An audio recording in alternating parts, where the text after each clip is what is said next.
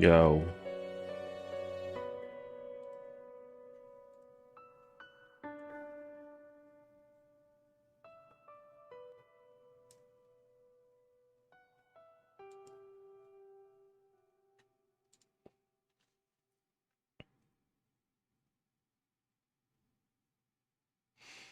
What's up?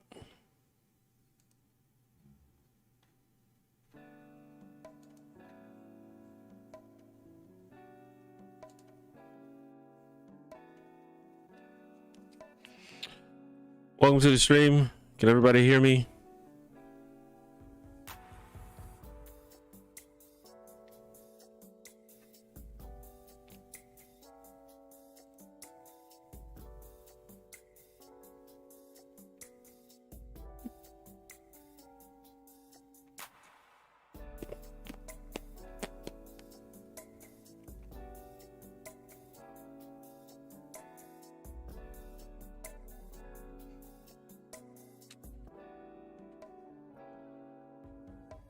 Let me know if it like looks or sounds weird. I changed up some settings, but it shouldn't have too much of a drastic effect. Anyway, welcome to the stream.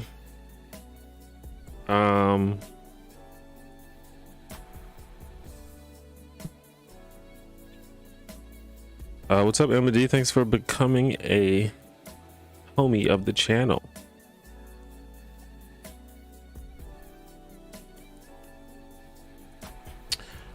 For those that don't know, I try to stream on Mondays and Fridays. Don't always succeed at doing that, but that is the quasi schedule I have. So, but all in all, the easiest way to catch a stream is to click the notification bell on the channel, and then you'll just be notified whenever I go live. Anyway, for today, I was just going to catch up on the news, as the title suggests. But that doesn't mean that we only have to talk about news and politics and stuff. If you have any other stuff you want to talk about, that's cool too.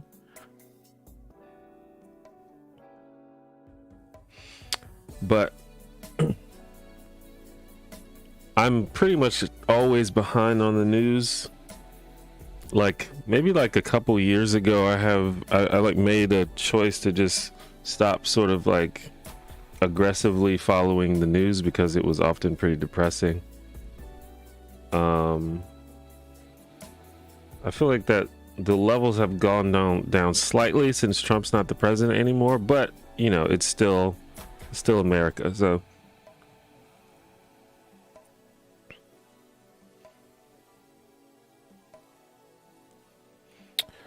what's up, Lace? What's up, Old McJingles? What's up, Emanator Studios? What's up, Hey? What's up, Mickey?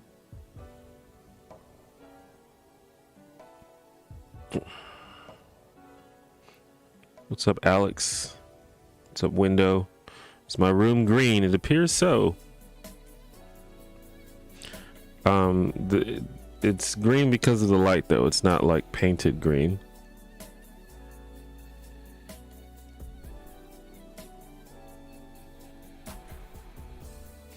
Also, let me know if the music is too loud, if it's drowning out my voice or anything like that.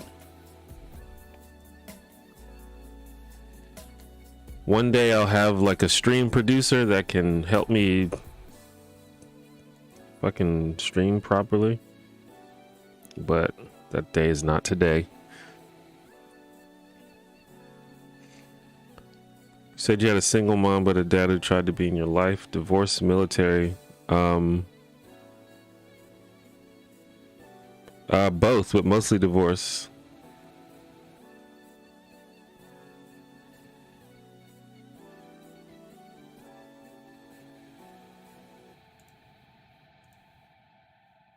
All right.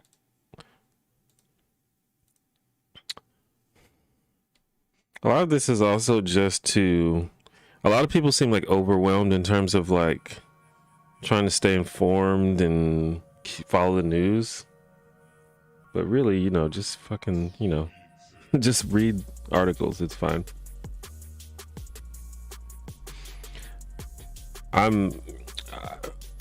I've been really, it's been really like obvious to me lately whenever I see people talking about the news, especially on social media, especially on Twitter, that a lot of people just like really don't know what they're talking about. And a lot of times it's not because it's complicated, it's just because they just never even bothered to read it. It's because everybody gets their news from Twitter and YouTube instead of actually like actually, you know, reading the articles that these headlines come from.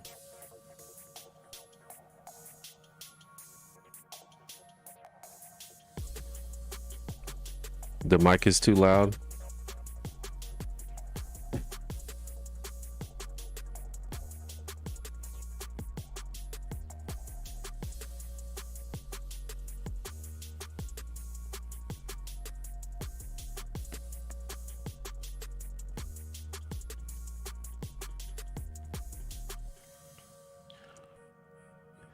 Yeah, I've been trying to, I feel like in past streams the mic volume was too low, so I was trying to compensate for that, but obviously I don't want it to peak and clip and stuff.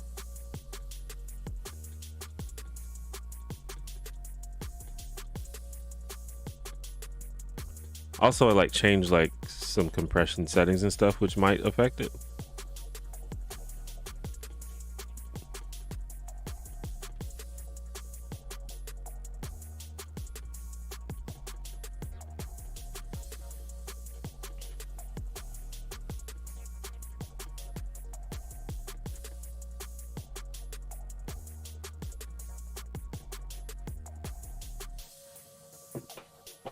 I didn't watch the Oprah interview.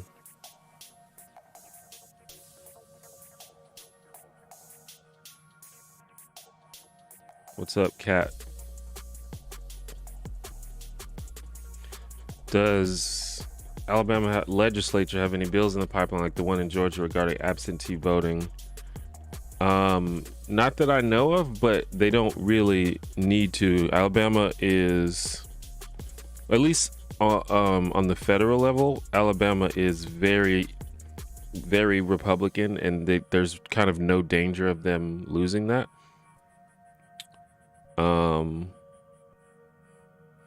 Unlike Georgia, which you know, recently kind of flipped to blue or whatever, at least for the time being.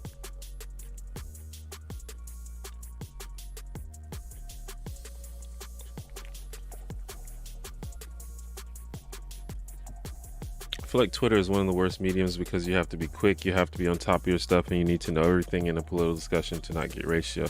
Yeah, Twitter is terrible for discussion of pretty much anything, but also Twitter, people are competing for clout and for likes and stuff and retweets. So it's not even that people, or at least sometimes it's not even that people, they don't have all the information. It's that people are literally talking out of their ass without having any idea what they're talking about, just because they want to have a hot take that will get them some likes.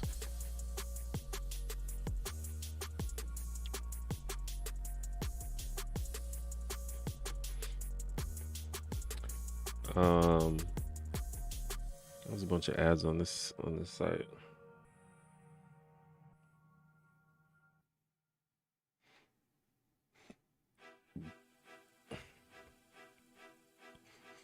And I'm not saying that, you know, if you read CNN or if you read like any particular one website that you're gonna all of a sudden like have a super nuanced perspective on everything, but you'll at least have an idea of what's going on. You'll have a place to start.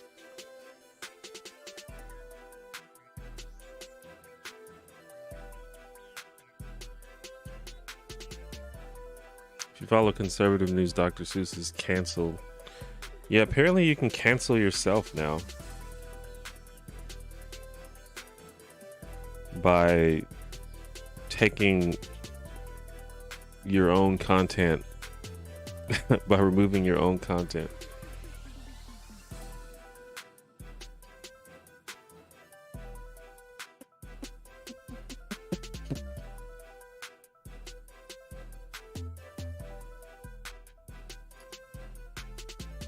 So, are they saying that Chuck Grassley is thinking of quitting?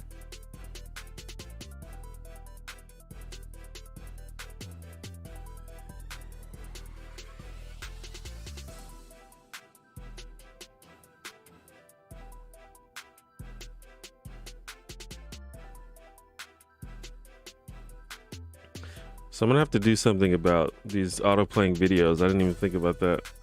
That's gonna be annoying.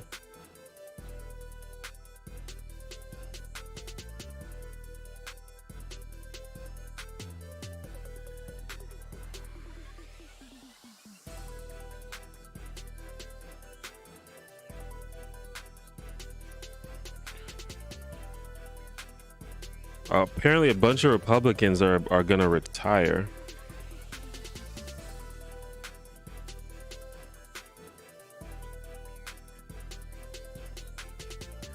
But it seems like it's mostly like places that will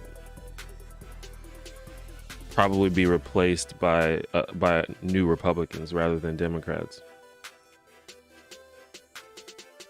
But yeah, I don't really care about that.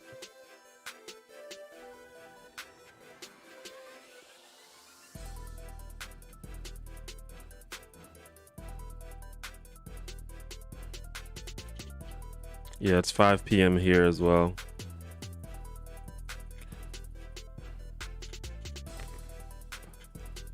So what is the essence of virtue signaling and dog whistles when it comes to politics? And caught in between are people who haven't caught onto it or who want to be a part of it.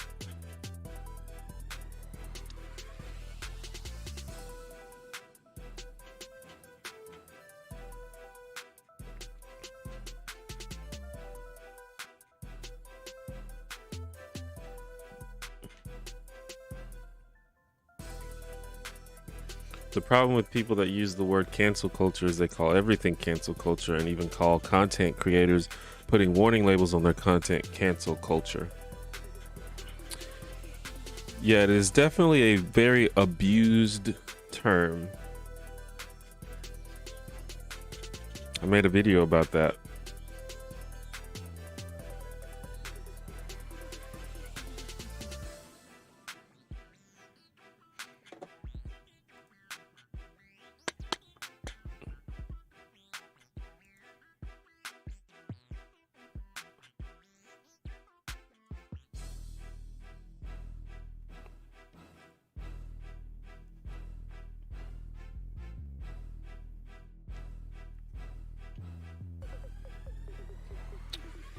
I guess I can just mute the site. That probably helps.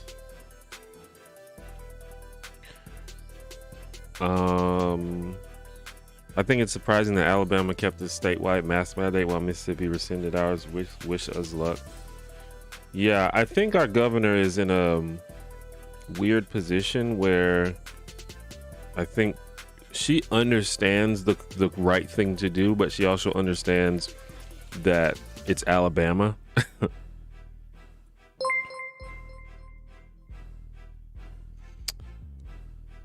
Brody, thank you for the 10. Hi T1J, support all that you do. In regards to the news and stuff, I try to focus on what I can control. However, I still can be disheartened. Where do you go to maintain some level of hope and optimism?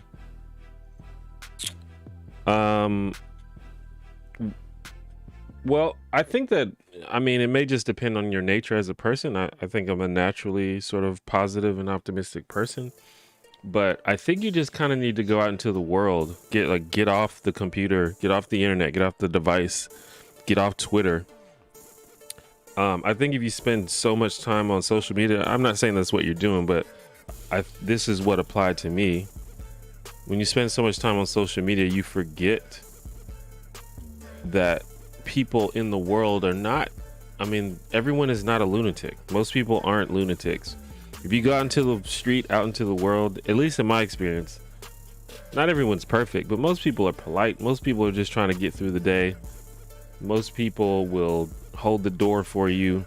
Most people will say thank you if you do something nice for them. You know, most people are just trying to get through the day and be polite and treat people how they want to be treated. Obviously, some people are a little bit wild, but I just try to remember that. But social media kind of brings out the worst in everybody. And also, if you just have people and things in your life that bring you joy, you need to remember that those things exist. I'm lucky enough to have some good friends and some good family relationships that remind me, like, hey, there are some cool things in this life.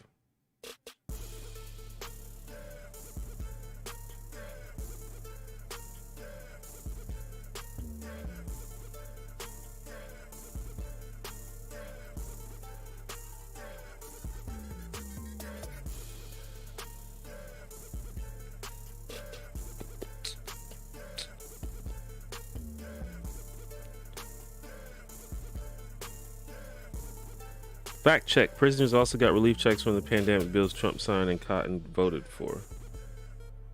Prisoners?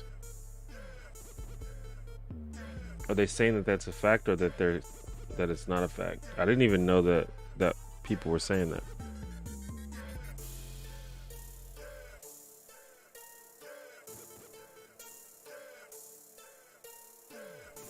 Wait, are they talking about the relief that happened under Trump? Because didn't a bunch of Republicans vote on that? The Boston bomber murdered 3 people and terrorized the city. He'll be getting a $1,400 stimulus check as part of the Democrats' relief bill. Cotton tweeted on Saturday to his approximately 142,000 followers. A good thing to do when you read articles is, if there's a link to something, click on the link and make sure that the thing that they said happened actually happened.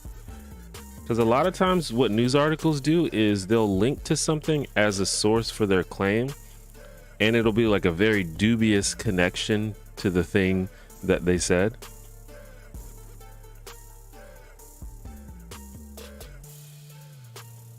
But I mean, I'm sure this actually happened.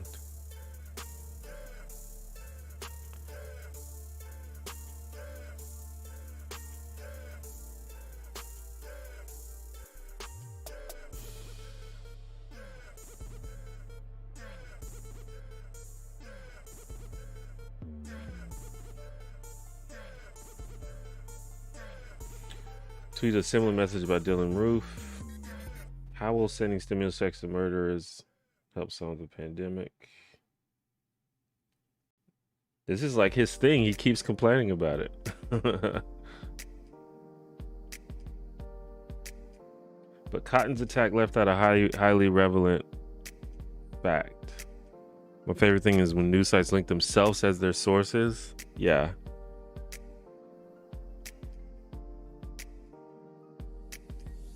I will say, usually like the major well-known news sources are pretty good about it. Every now and then they do kind of act a little weird. But yeah, going back to the Alabama thing though, we did extend our mask mandate, but only for a month. It's gonna end April 7th. So, but it is better than some other places.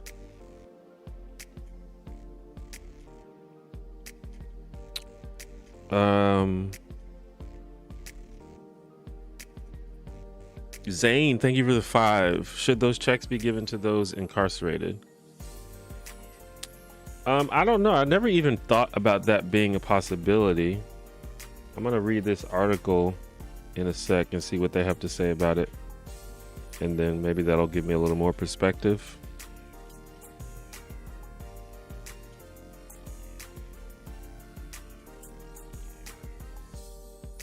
It's frustrating people use the phrase cancel culture about things that aren't cancel culture, like books being taken out of print, because I think cancel culture is a serious problem. Yeah, well, it's hard to like,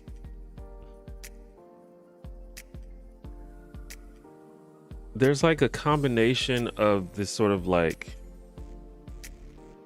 centrist slash left-wing liberal concern trolling, which I like to call it, which I feel like is a term that it doesn't get used that much anymore.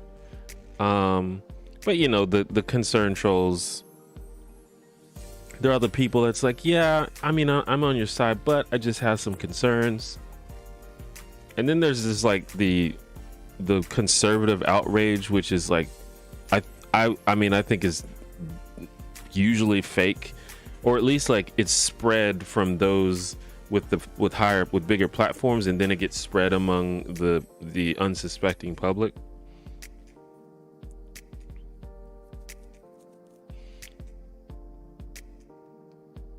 Because there is this idea, I think, among liberals sometimes that everyone should be able to make and say whatever they want without consequences. I don't think that they would say that out loud, but it's kind of what they're implying. It's like, yeah, I don't agree with him, but he should be allowed to say it, or he should be allowed to make it. And I mean, I generally agree with that, but you also have to accept the consequences of what you're doing. And then there's just the conservative side of it, which is just mostly just nonsense, like the Dr. Seuss thing, which is like, it feels like they're not even trying to make sense anymore. Like,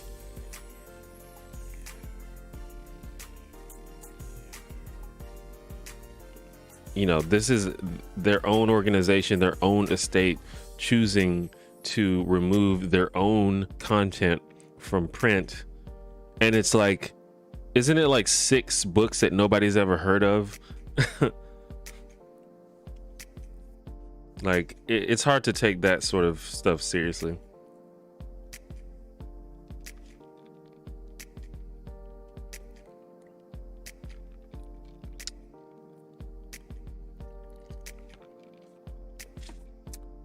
All right, let me see what this says. Facts first. Prisoners also received checks from both of the pandemic relief bills that Trump signed and Cotton voted for. Neither the bill Trump signed with Cotton's support in March nor the bill Trump signed with Cotton's support in December contain any language. Yeah.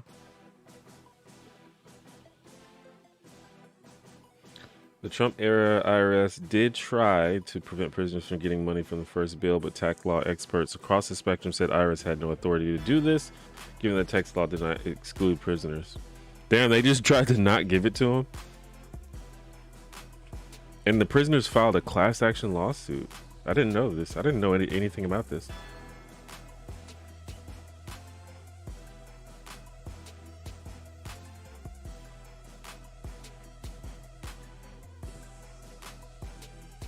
There's like a legit lawsuit. But they have persons who have incarcerated in the United States to challenge unauthorized, unlawful refusal to issue economic impact payments. I mean, that's fair. Totally fair. And then the IRS did not try to pull the same stunt with the second bill.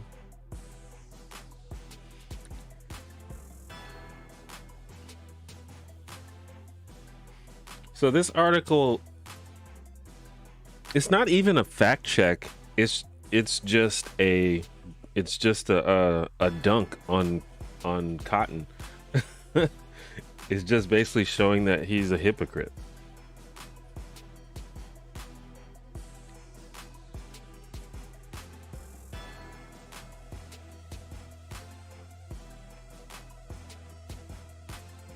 So my guess is that if you're a prisoner, you probably don't get a check. Like, it's not like they just hand you cash in your cell, right? I know that prisoners, they have like accounts or something, don't they?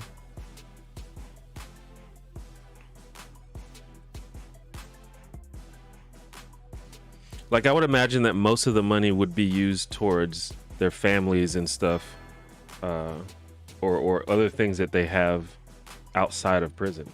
That's what I would imagine, at least. I don't know.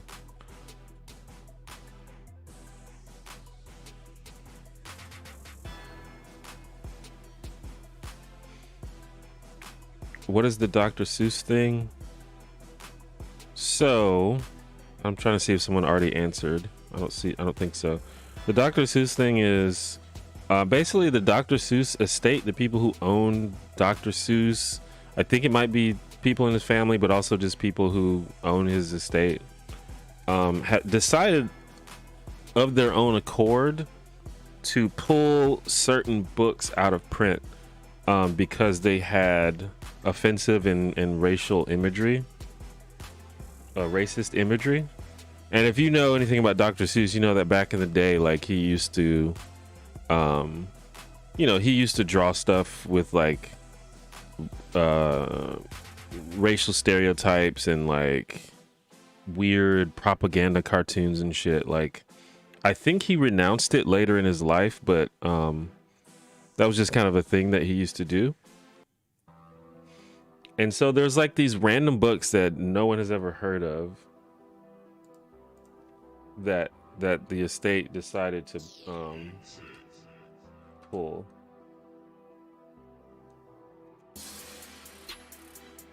And conservatives lost their mind. They're saying Dr. Seuss is canceled.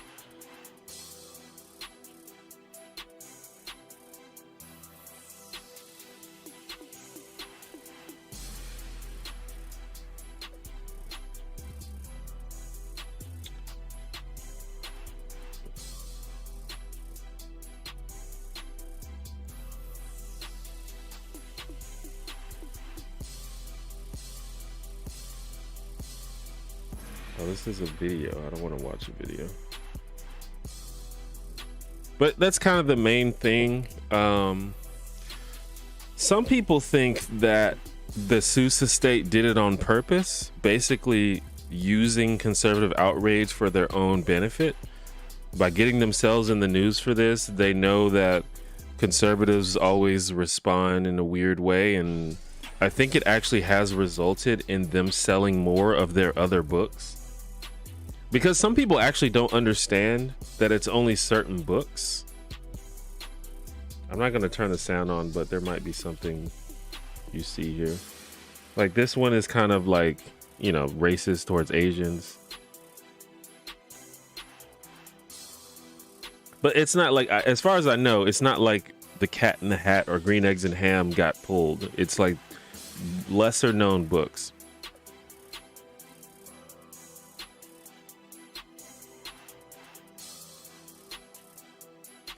Honestly, Impatient 8, if they pulled if that happened now, they pulled Song of the South now, I think conservatives would get mad.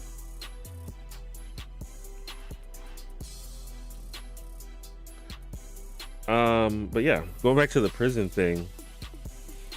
My thing is, so I never operate in terms of vengeance or retribution. I think that's just a impractical way to think about policy or to think about anything, really. It's just kind of a stupid way to live. Doesn't result in anything getting better. So I do acknowledge that some prisoners are guilty of violent crimes. Keep in mind, many prisoners are not guilty of violent crimes, but some of them are. And some of them are guilty of heinous non-violent crimes.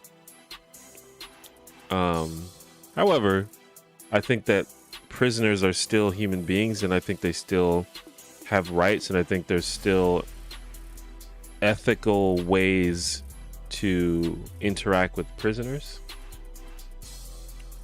especially and also interact with the families of prisoners who are affected by the fact that their family member is imprisoned. So that's kind of the way that I look at it. So if the only reason that people are saying that prisoners shouldn't get stimulus checks is just because fuck them, they don't deserve it, this is their retribution, then I generally will not go along those lines of thinking. That's not really how I think about it.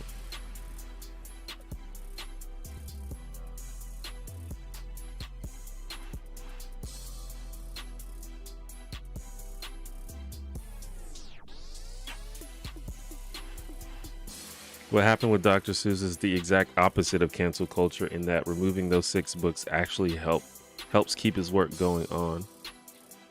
Yeah, I mean, I agree with that.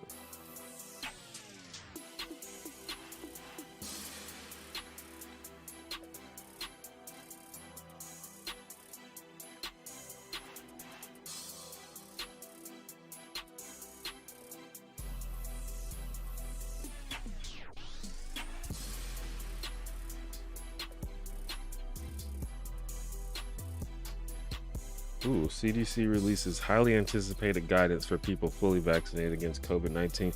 There's so much confusing, conflicting information about this. Like, there's a level of basically, I think what the CDC and what all of the medical professionals and stuff want to do or want people to do is just, you know, stay on the side of caution, like don't risk it, that sort of thing. And I get that. But also people like want to visit their families and shit. And it's like, I guess it's like, what's the point of, well, not what's the point, but like, my understanding of vaccinations is that it immunizes me from receiving the disease. So if I'm vaccinated, shouldn't I be able to, at the very least, visit other people who are vaccinated? But the CDC is like, well, maybe just keep wearing a mask. You know, it's just all very like, there's no like solid information, it seems like. And I know they're taking it slow. They don't want to jump the gun and say stuff without being 100%, but I understand why it's frustrating people.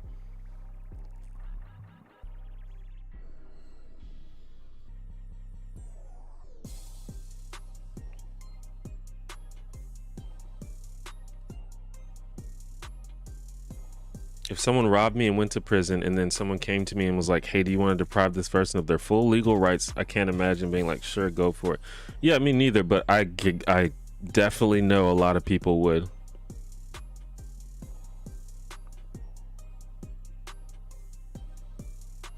Yeah, they are definitely treated as subhuman.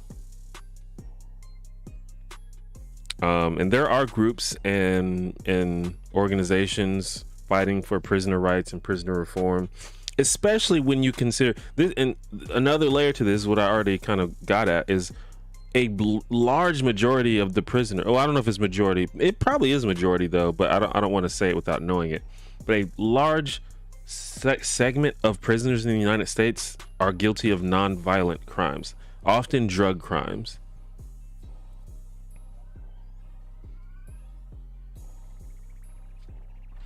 And then there are a lot of prisoners who are in prison because of old laws that just either they have changed now or they're old outdated laws that haven't gotten changed. Like a lot of people went to prison in the 90s on felony charges because there was the Bill Clinton era 3 strikes laws where if you do I think it's like if you do 3 misdemeanors, it's automatically a felony, which is absurd.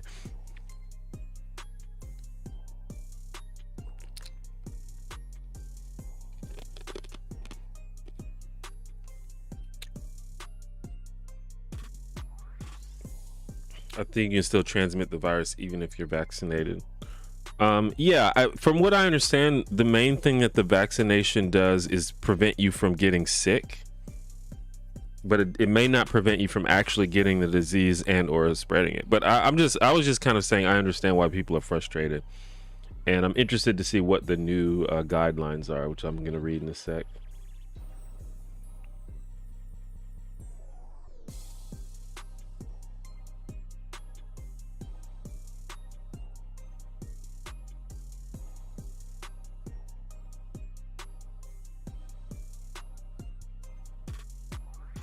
People fully get vaccinated against COVID-19 can safely visit with other vaccinated people and small groups of unvaccinated people in some circumstances, but there are still important safety precautions needed.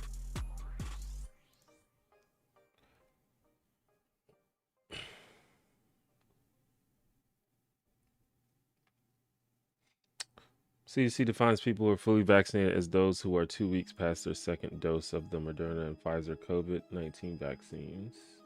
2 weeks past, okay. There is a growing evidence that people who are vaccinated don't spread COVID-19, but scientists are still trying to understand how long vaccine protection lasts. It's gonna be so. I mean, I don't want to be a doomer, but what if we all get these vaccinations and then they like wear off, That'd be sad.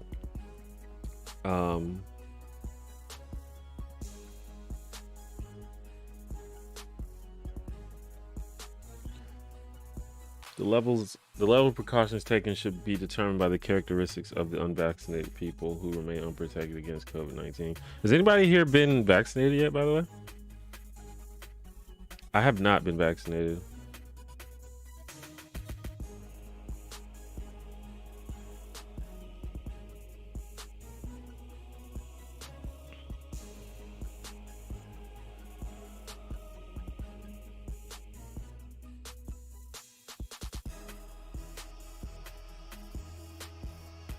They will probably wear off in effect if COVID mutates.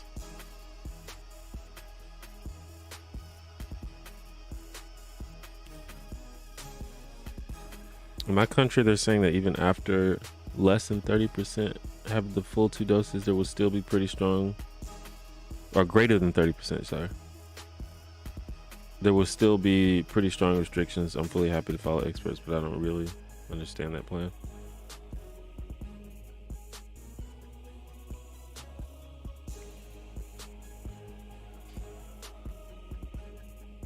They say that already, I think 20% of adults have been vaccinated.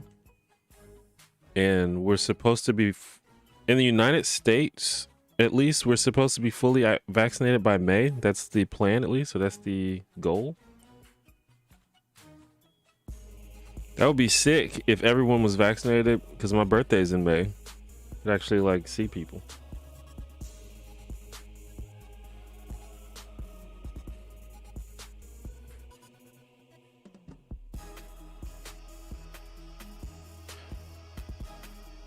The new CDC guidance says fully vaccinated people can visit other vaccinated people indoors without masks or physical distancing. So you can see other vaccinated people, visit indoors with unvaccinated people from a single household without mass or physical distancing if the unvaccinated people are at low risk for severe disease. Well, I think people are already doing that, so skip quarantine and testing if exposed to someone who has COVID but are asymptomatic, but should monitor for symptoms for 14 days. Interesting. This means that vaccinated grandparents may finally feel comfortable visiting their unvaccinated grandchildren and giving them a big hug. This is another thing you have to worry about when you're reading news. This is like this right here. This is the author's interpretation of what the CDC said. And I'm not saying it's bad, but you have to make sure you understand that this is their interpretation. And so it is possible that it's not 100% the exact same context as the original thing, but this happens a lot too.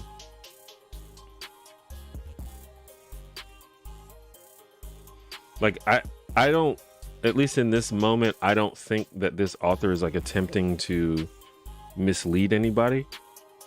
But you know, we all have our own perspectives, so there's just something to keep in mind.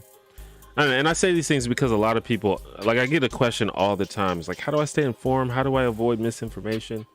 So there's just like little things like that you have to think about. And if you and your friend are both vaccinated, you can finally have dinner together. Well, people were definitely already doing that.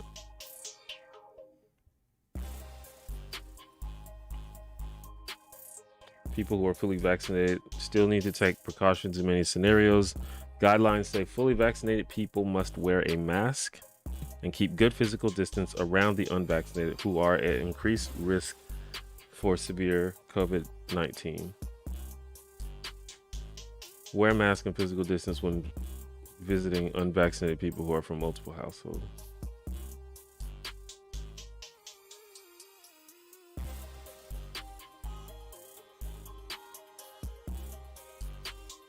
So, I mean, it all makes sense, I guess.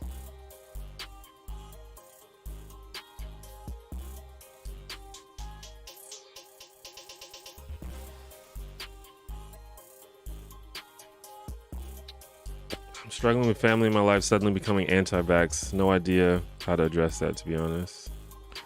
I don't know how to address it either. People kind of are gonna believe what they want to believe. It's hard to change people's minds if they're very set in their ways. It's interesting because I have family members who don't trust flu shots, but they're getting the COVID vaccine. I think it's just because COVID has affected us all so much more.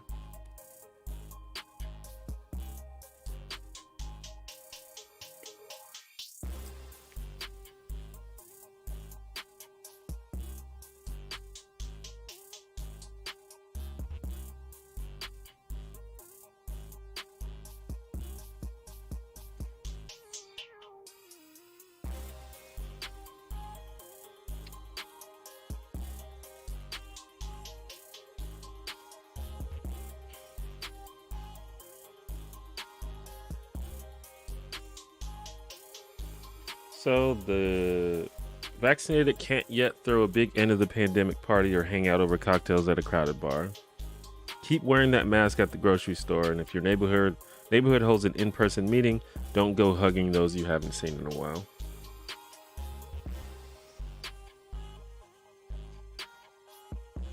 No changes to travel guidance.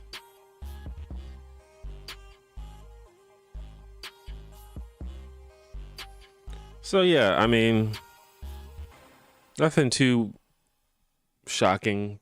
Vaccinated people can hang out with other vaccinated people and can hang out with like people that they live with, and did it say you can hang out with small groups of unvaccinated people?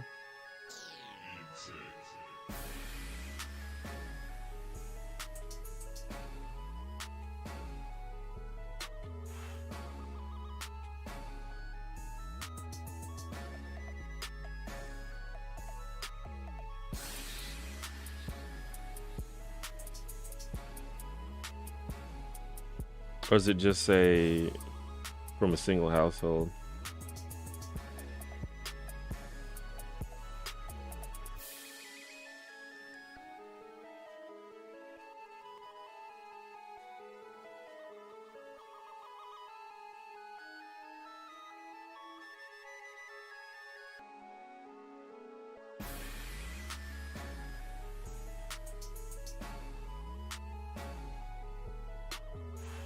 Well, that's interesting.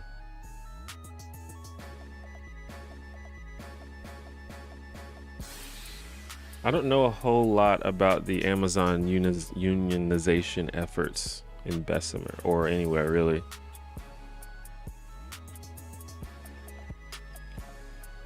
I'm behind on all of the news, which is why I'm starting to catch up right now.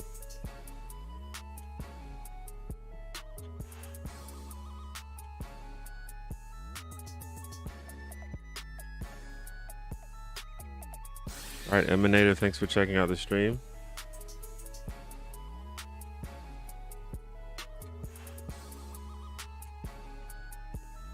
Biden signs executive orders establishing gender policy council and addressing sexual violence in education.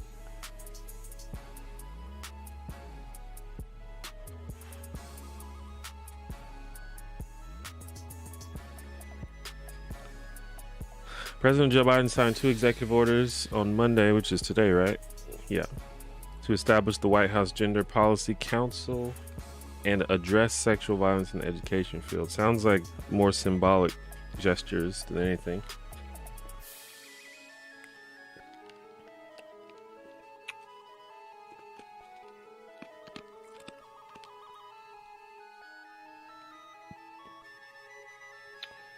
The Gender Policy Council will be specifically tasked with combating systemic bias and discrimination, including sexual harassment.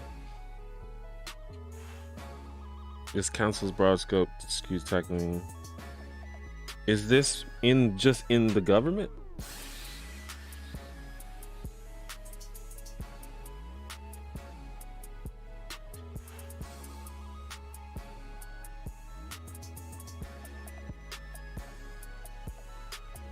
See, up here it says they're aimed at ensuring gender equality and equity throughout the federal government. So this is just affecting like government employees.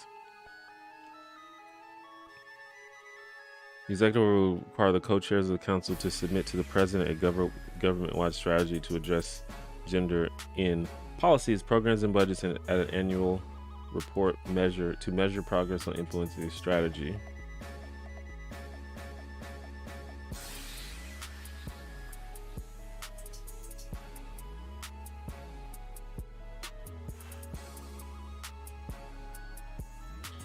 I mean, that seems fine.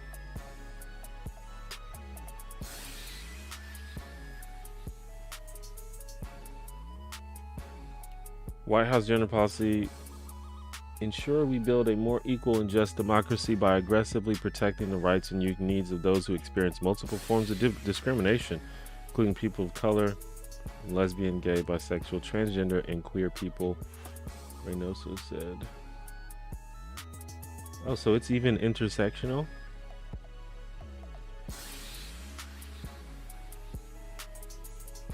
I feel like this didn't really give me a lot of information, but the idea on the surface seems fine.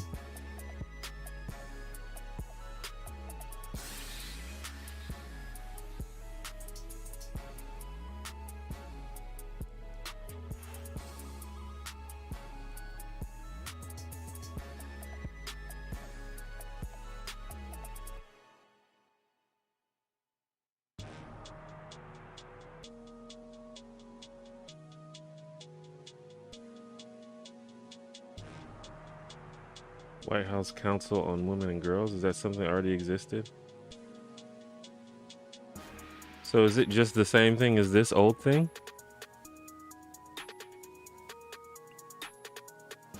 Oh, it's a successor. Oh, because it's been okay. So it's just another. He's like renewing something that Trump dissolved. Okay. And they changed it to Gender Policy Council to make it more inclusive to trans people. Did they mention non-binary people in this?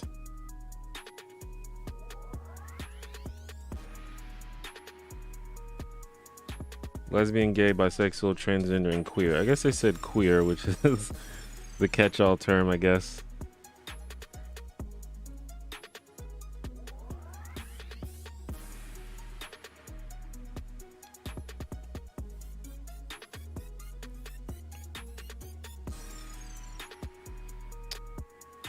So I mean, we can keep an eye on that and see if that actually, like, if they actually do anything.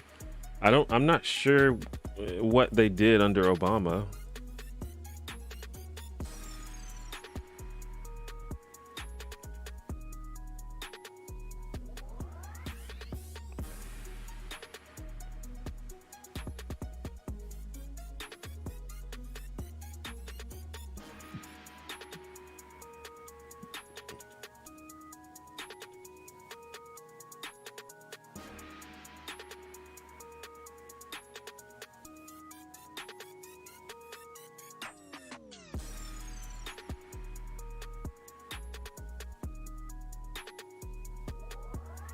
I mean, okay, cool. Guess we just have to see what happens with that, because it was dissolved under Trump. Did I hear about the election reform bill that passed?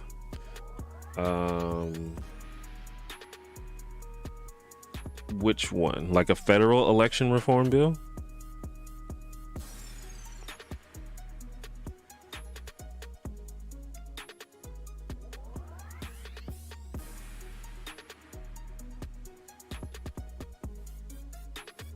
No, they did say transgender.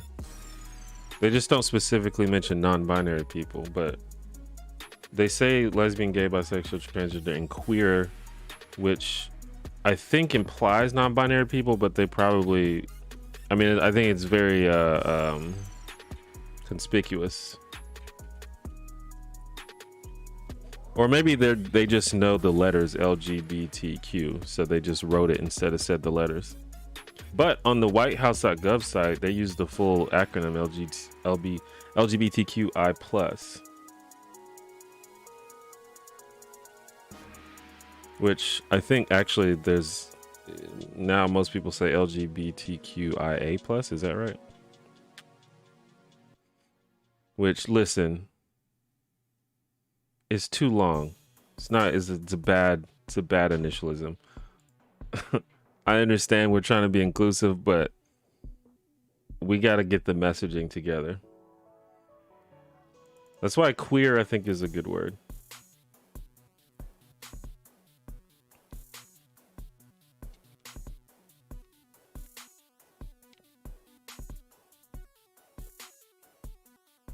Although I don't really use queer as a non-queer person. It just sounds weird, but it may be just because I'm a millennial, and back in my day, queer was exclusively used pejoratively.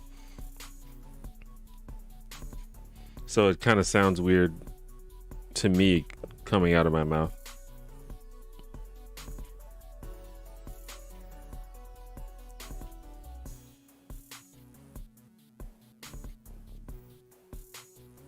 I usually just say LGBTQ, and that in and of itself is, I think that's still too long, but I've gotten a lot better at saying it. So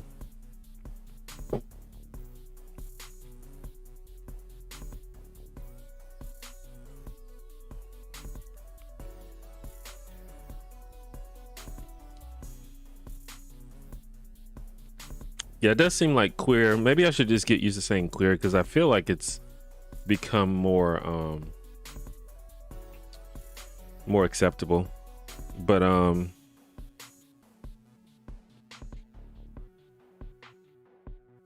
yeah, when I was a kid, queer was used pretty much as a pejorative against gay people and, you know, LGBTQ people in general.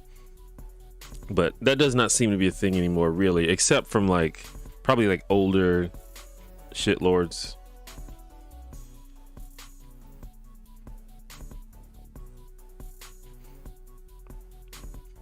GSRM, I haven't heard that one too much. Gender, sexual, and romantic minorities.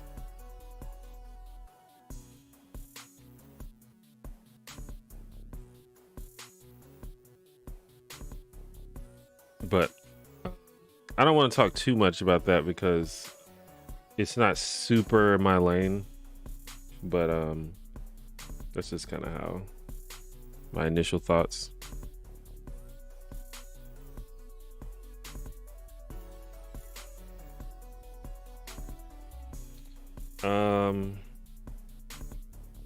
I guess there was a second part to that I didn't read. Let me see.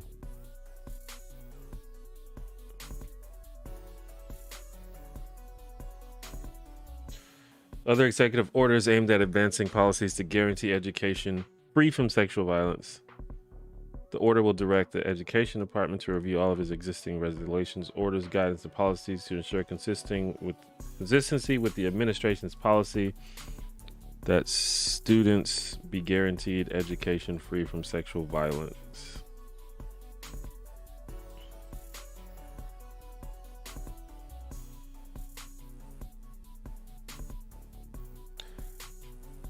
I don't know anything what this means.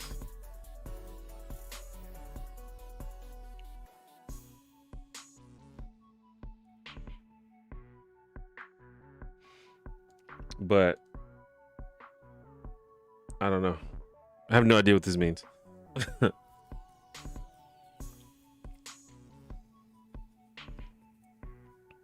And I have a feeling that the person who wrote this doesn't know what this means either. This is something that happens too on these websites. They give you like a very generalized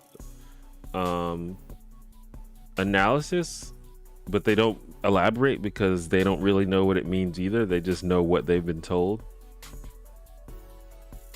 But if anyone else here knows what it means, then for sure let me know.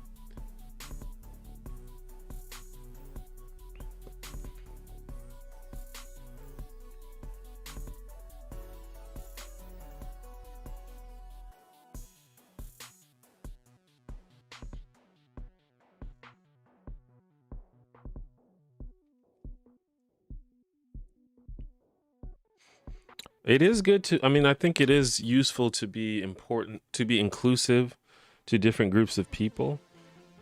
Or at least I mean, it's important to me. I don't, you know, I think there's an argument to be made when someone is such a small minority of the population that there may be a level at which it's a little bit unreasonable to ask for like very overbearing considerations. But a lot of times it's not even that inconvenient to being inclusive, you know?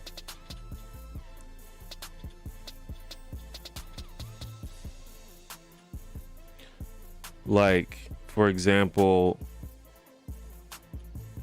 most of my videos have scripts, and YouTube has the function where if you wrote a script, you can literally just plop it in there and it will make captions for your videos.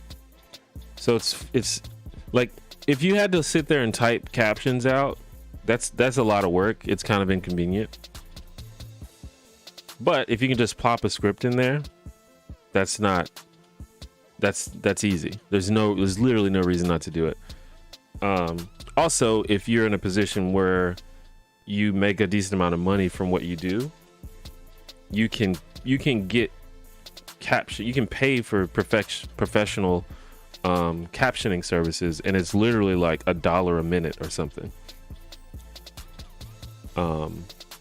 So in many cases, even though deaf people are a pretty small minority of the audience on YouTube, or hard of hearing, or anyone else that would benefit from the use of captions, there's often like just no reason not to do it. There's just no reason to be more inclusive.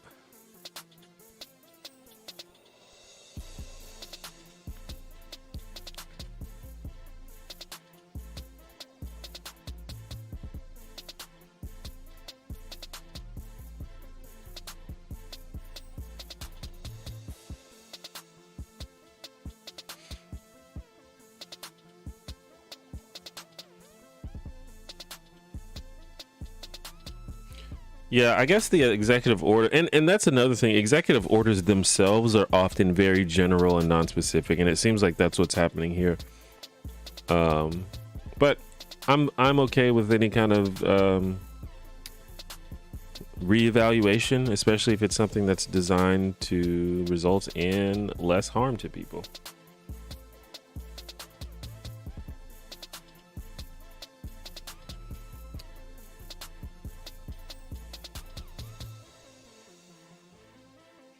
And I'm obviously just kind of clicking on things that seem interesting to me in the moment, which I think is fine. I mean, there's really no reason to stress yourself out trying to make sure you're super informed about every single thing. Just learn about stuff as you need to know about it. It's fine. The problem is when people act like they know more than they know. If you don't know, then just say you don't know. Like, people who've been in my streams, they know that I say I don't know all the time. I get asked questions all the time. It's like, I don't know. I really don't know. And it's interesting as a content creator / quasi public figure. People kind of, I think people expect you to know everything. Well, not everything, but people expect you to have knowledge on like all kinds of different subjects. And I think because of that expectation, a lot of content creators and public figures pretend that they do have all of that knowledge. And I try very hard not to do that. Like, I'm very curious and opinionated person, so sometimes I want to have an opinion on something, but I try not to if I just literally don't know what I'm talking about. Or if I do have an opinion, I will preface that with a disclaimer saying, I have an opinion, but my opinion is probably uninformed because I don't know.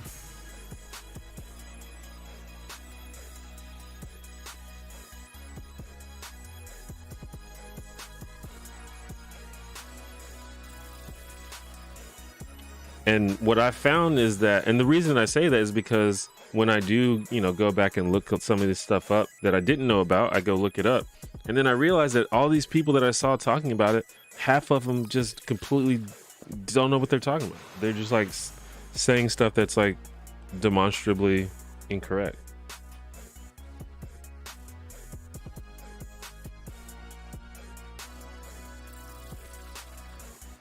And I think we're all learning more about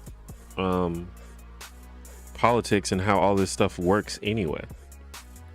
And there's no reason to pretend that we were all politics experts. Like, most people aren't politics experts.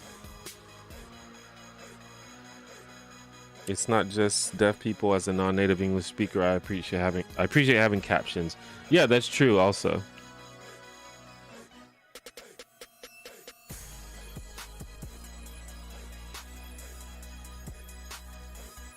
I will say I've been pleasantly surprised by Biden. I read that the stimmy bill will decrease child poverty by half due to the tax credits. There's a lot of stuff in the bill. Like, it's a huge bill. It's, what is this, 1.9 trillion, something like that?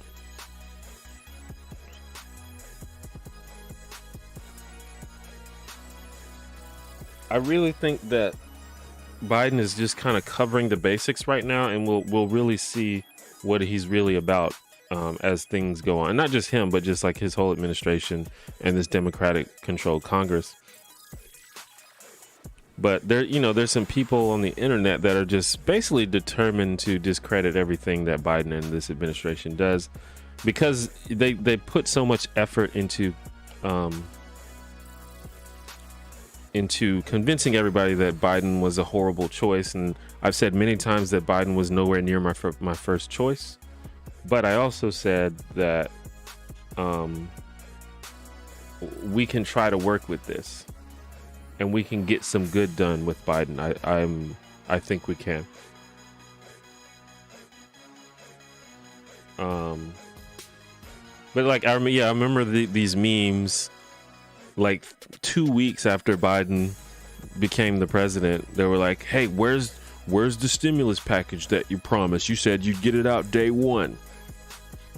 It's like, bro, are you really saying that if he literally didn't get it out day one, that anything else is unacceptable?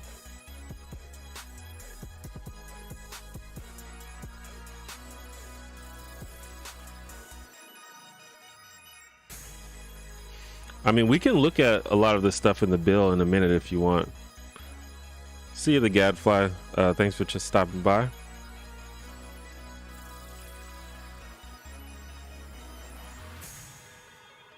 Do I think the Onion is relevant again?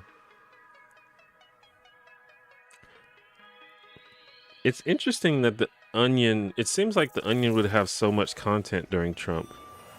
But I guess they truly thrive in a left-wing atmosphere.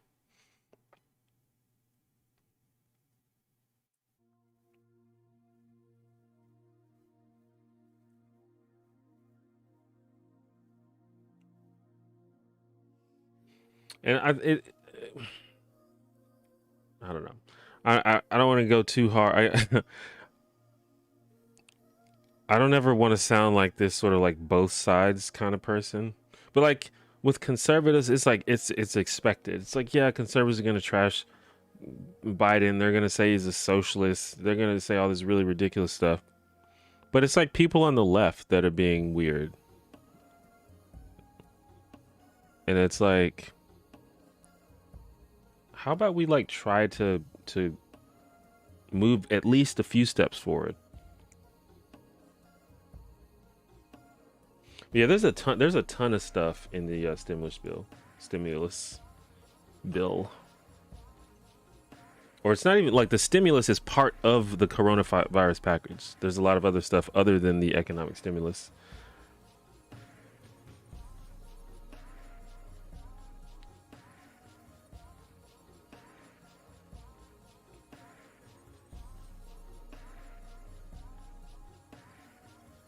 I saw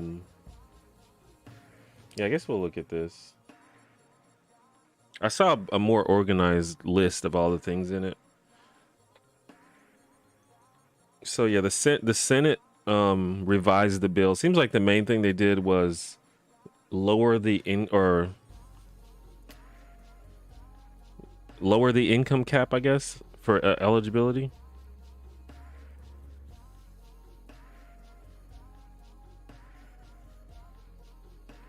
So if you make less than 75,000, you'll get the full bill, but if you make more than that, you'll get less. And if you make, I think, 160,000 or more, you won't get anything, I believe. Which some people are upset about.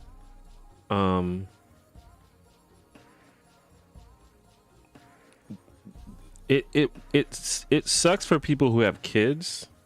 That's the only thing that is a problem with that.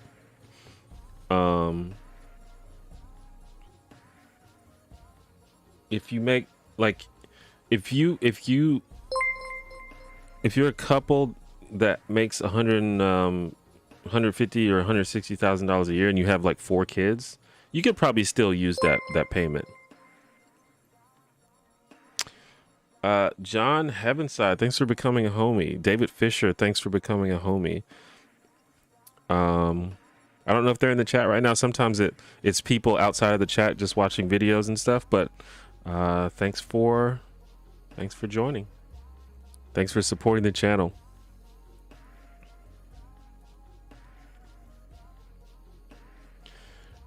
But however, if you're a single person who makes $160,000 a year and you have no kids, you're probably fine. I'm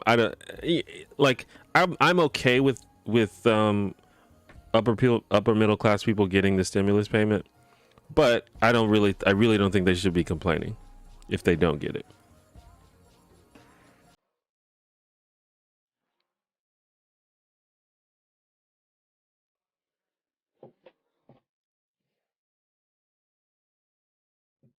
It says here the payments will be calculated based on either 2019 or 2020 income.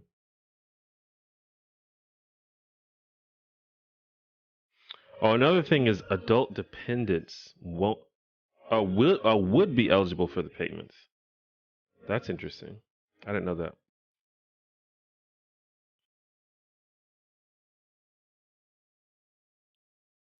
Kind of angry that the ending made a joke about Dr. Seuss, but the book they reference Go Doggo isn't by Dr. Seuss. I didn't see that one. In your opinion, what's been a really positive outcome you've seen over the last year and through this pandemic? The first thing that comes to mind is just the renewed conversation about racial justice, which seems to have had a positive impact on a lot of people individually, and also it's beginning to put pressure on institutions. Like we've already seen many police departments, at the very least, say that they're going to review their policies. We even had some cities and states commit to changing their policies. So we'll see where that goes in the future. But that's the first thing that came to my head. Not specifically tied to the pandemic, but I do think that the stress of the pandemic is part of what led to all of the protests and discussions and stuff.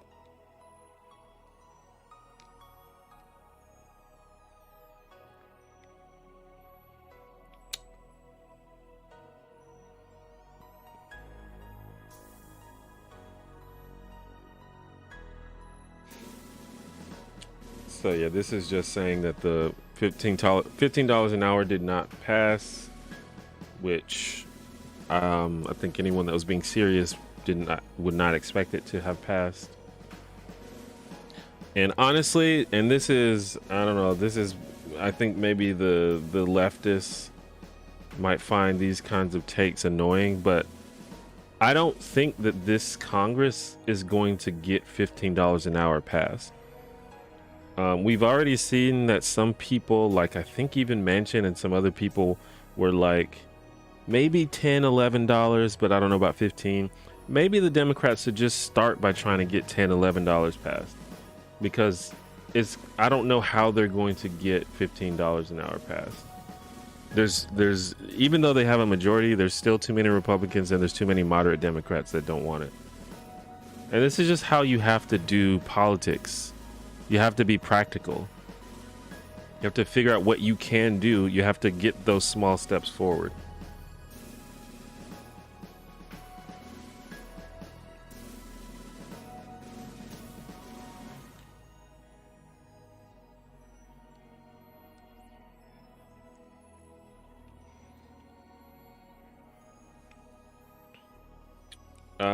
Food stamp recipients will receive 15 increase in benefits. Continue. Okay, so yeah. So people who have food stamps, their benefits have been raised over the past year, and that's going to continue, so that makes sense. Families whose children's schools are closed may be able to receive pandemic EBT benefits through the summer if their state opts to continue it. Program provides funds to replace free and reduced price meals that kids would have been given in school. Is that new, or was that in the previous stimulus? What is this from? This is from September 2020.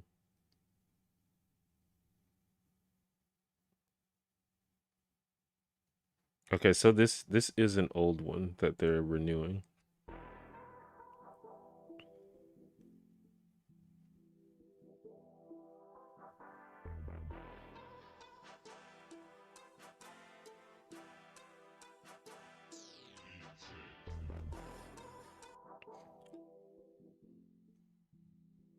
$15 an hour.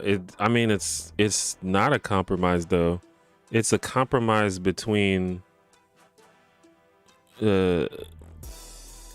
like liberal Democrats and left-wing progressives in America, but it's not a compromise within Congress itself.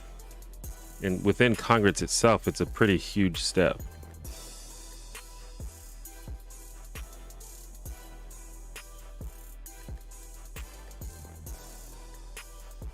And it would be nice, but I don't think they can do it. They don't have the votes for it.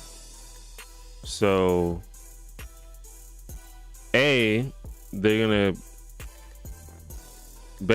going to miss out on some increase by pushing for something that they can't pass, and also by continuing to fail at the things that they do, it continues to make Democrats look dumb and ineffective.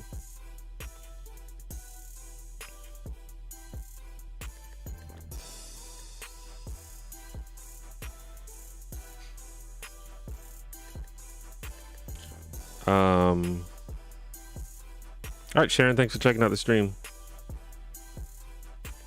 Most families with minor children could claim a larger child tax credit for 2021 under a provision. Low-income parents in particular would benefit. So they're increasing the child tax credit. That's really good for poor people.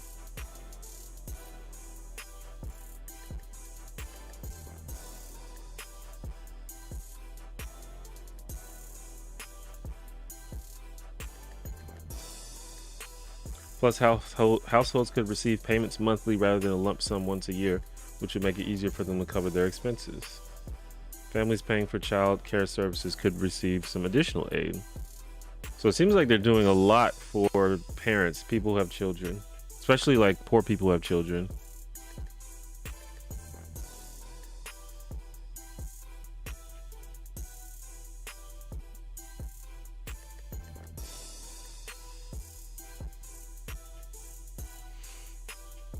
Yeah, I mean, at this point, and I really hope that the Democrats understand this now, they should not be worried at all about Republicans. They should not be trying to get any Republican votes.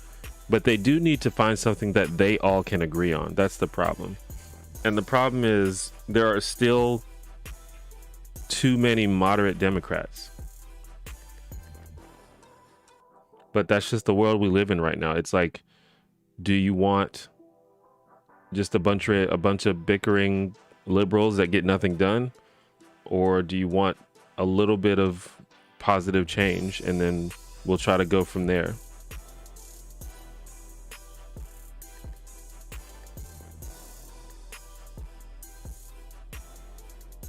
Yeah, this thing right here says Manchin backs $11 minimum wage.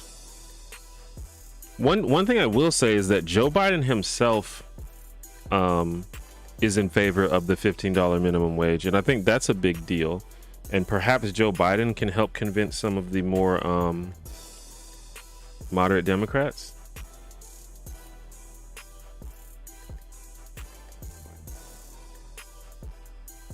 If you're sick, quarantined, or caring for an ill loved one or child whose school is closed, the bills may provide your employer an incentive to offer paid sick and family leave. Would not require employers to offer the benefit, but they do continue to provide tax credits to employers who voluntarily choose to offer the benefit through October 1st. Yeah, I don't know. I don't really know how that would play out, like if that would be more beneficial to employers or not.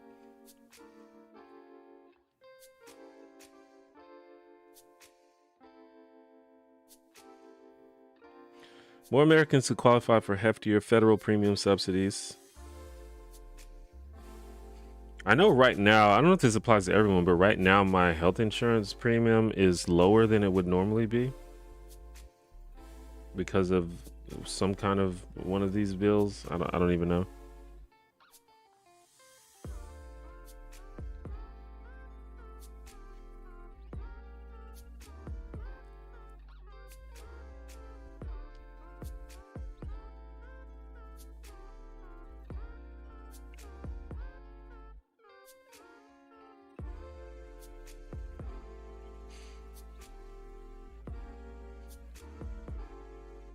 The reasoning behind putting in the bill was to make it difficult for Sinema and Manchin to vote no, since they want the stimulus bill as a whole, but it didn't. If it didn't get into the bill, it won't happen.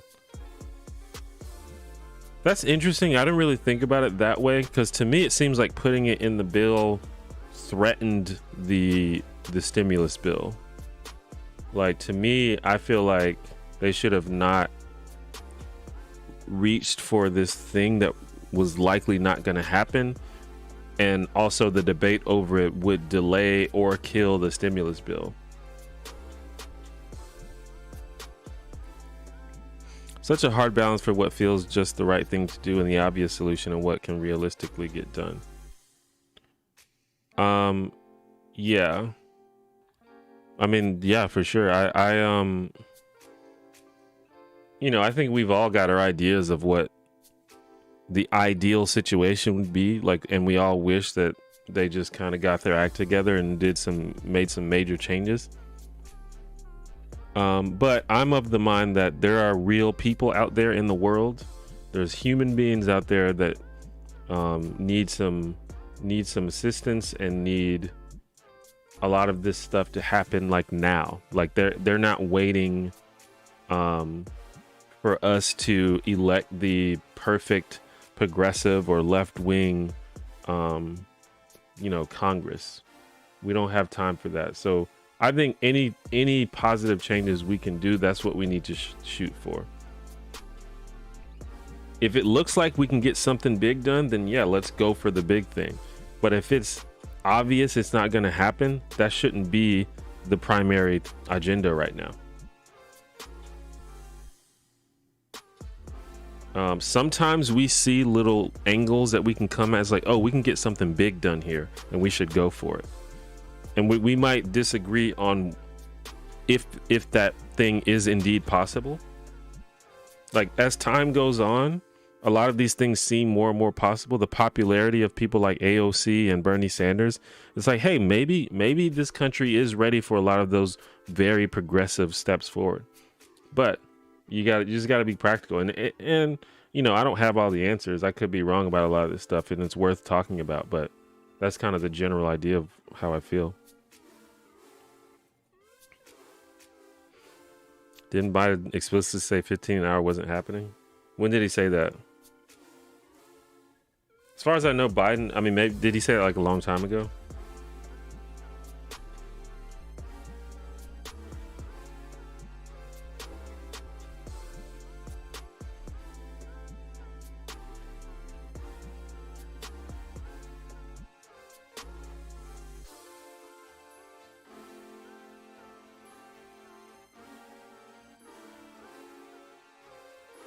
Is this what you're talking about? He says it isn't happening. Oh well, I don't think he's saying that he doesn't support. It's just not happening. I mean, that's like the same thing that I'm saying right now.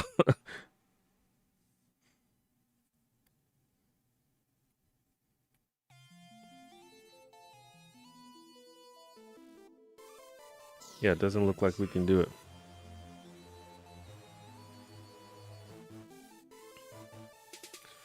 If you own a small business, the bill will provide $15 billion to emergency injury disaster loan program. Low interest loans.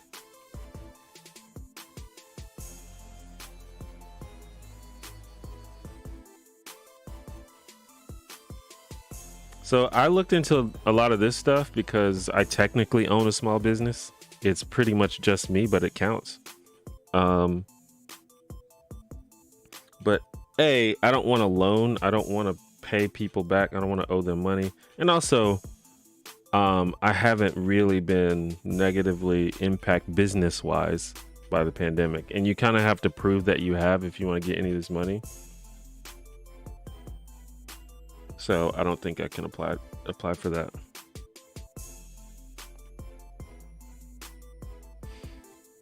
It's possible that many years ago Biden opposed a minimum wage hike. I'm not sure if that's true though.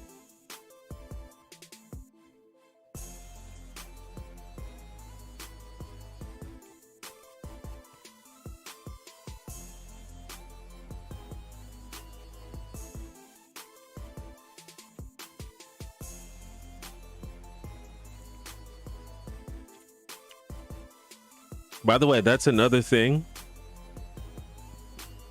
A lot of people's like, how do I get informed? You see how I literally just Googled it and we found the answer? It's not that hard, y'all. It's not that hard to inform yourself. Literally just Google it.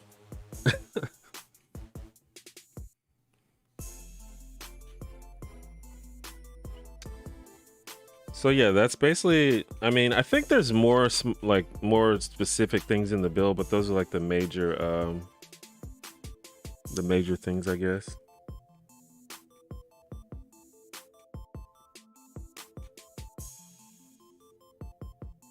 Is this new?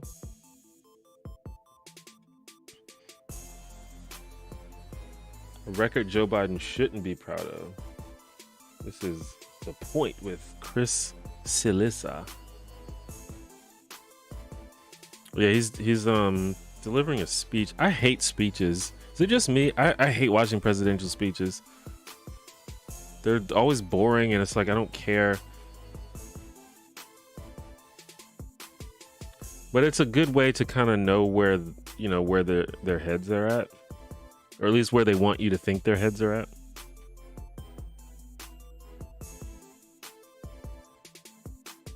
This is an opinion piece, I think, rather than just news reporting, but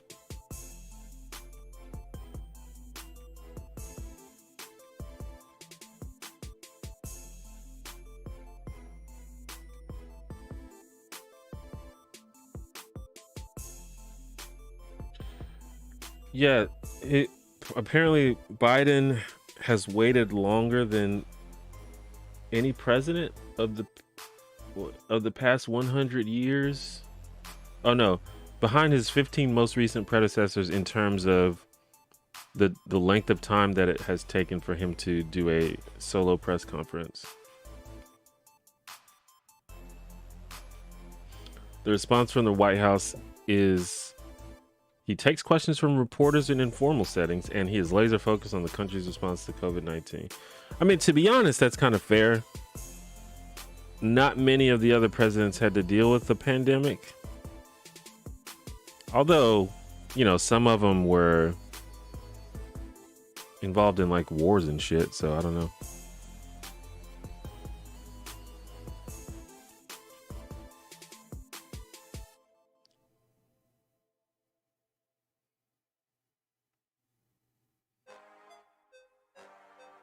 While Biden has avoided the press over these first 6 weeks, he and his administration have done a number of huge things, which is true. He's signed a shit ton of executive actions, almost all of which seem pretty fine. if not like good. See, what is this? What is this title? This is a article largely in support of Joe Biden. This title makes it seem like it's negative. Fucking clickbait.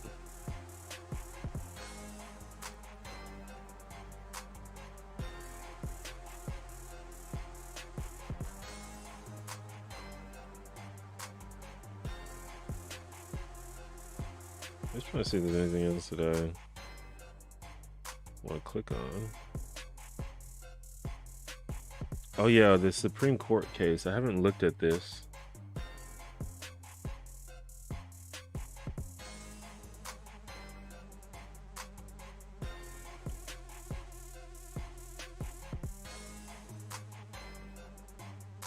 I don't know the do y'all know about this one?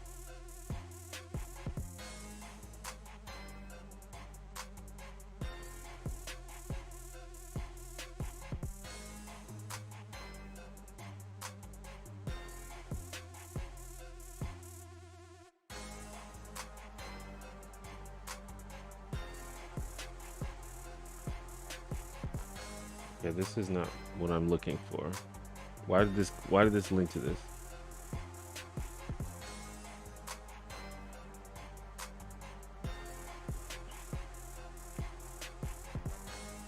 They were doing the Burger King UK trick. That was a bad look, bro. By Burger King UK. It's like when I first saw it, it's like I kind of get what you're going for, but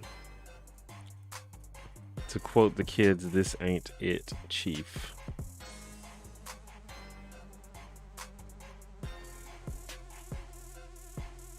I need a summary of this, what this is.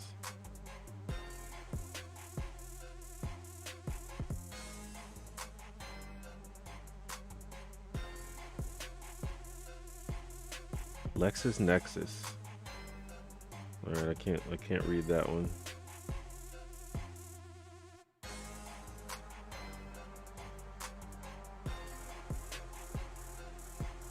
I guess I'll just read this. Brought by a former student seeking to hold a state university accountable for violating his First Amendment rights when it barred her from speaking about his religion and distributing religious literature.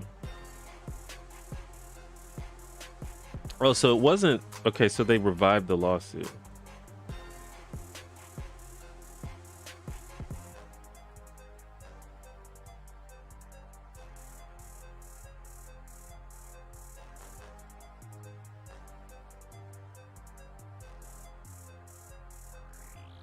All right, this doesn't seem like it's as interesting as I thought it was going to be.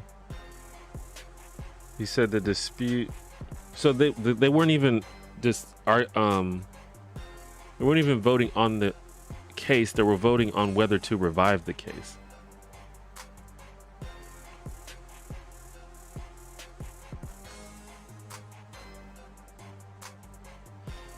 Yeah, and CNN, I just like went to CNN. I by no means want to like endorse CNN as the best news site. I just think that it's usually pretty easy to follow and it's a good starting point, but there are definitely other things you can use.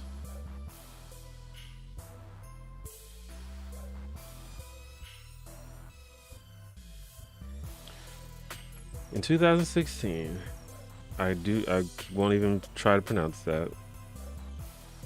An evangelical Christian who was a student at Georgia Gwinnett College was standing on a stool in a speech area at his school talking about his religion and passing out religious literature. He had followed the school's direction and reserved a spot designated by the school as a speech zone. He was approached by campus police who said there being complaints about his speech.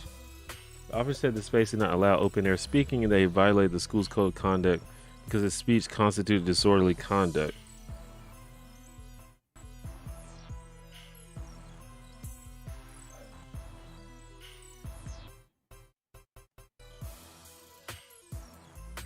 Okay, that seems like a very clear violation of the First Amendment. Unless the things that he was speaking were like calls for violence and shit like that. Which they would have said that, I think, if that's what it was.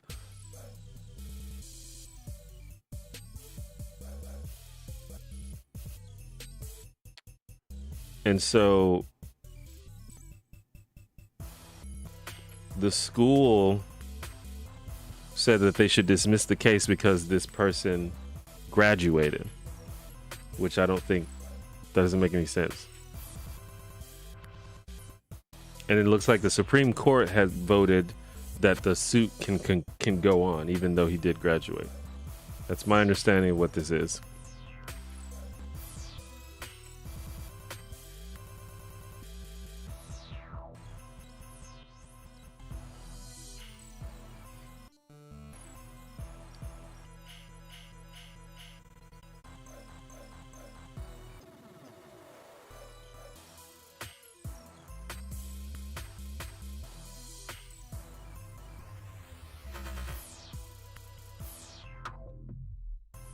But yeah, based on that seems like very clear violation of First Amendment to me.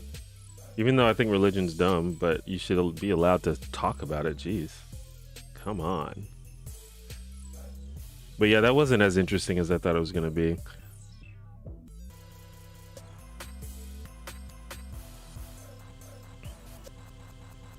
But yeah, the school changed the policy, but they still committed the infraction in the first place. Like, you should still receive justice for the original infraction.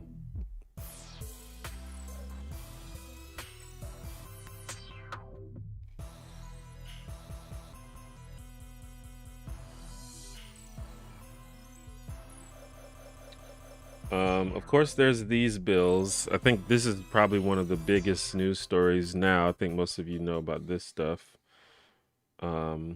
Basically, Georgia is trying to change their voting laws, basically to make it harder for Black people to vote, honestly. And they might get away with it. I'm not even sure if what the this came out like yesterday, I think, or the day before. So there may be updates on this that I don't know about.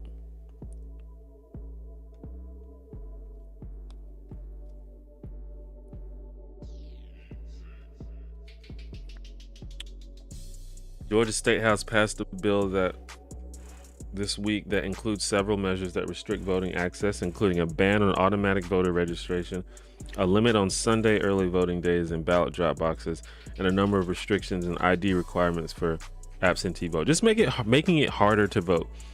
And we kind of know at this point that whenever Republicans try to make it harder to vote, they're usually targeting poor and Black people.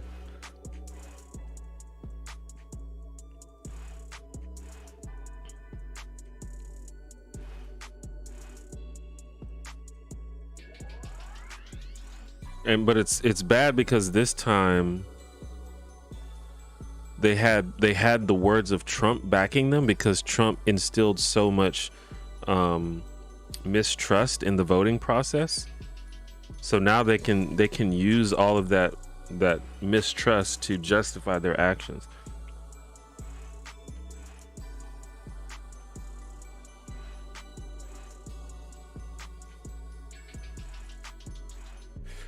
And so, but it's like they're not even trying to hide it anymore. Like, for example, the limit on Sunday voting.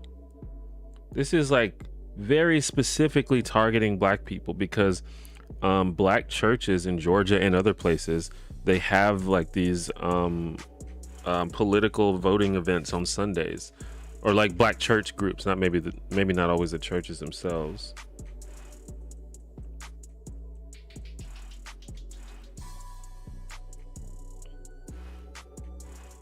It's like they're not even. And then there has been, you all might know about this. They've I guess someone like took them to court. Let me see if I can find this.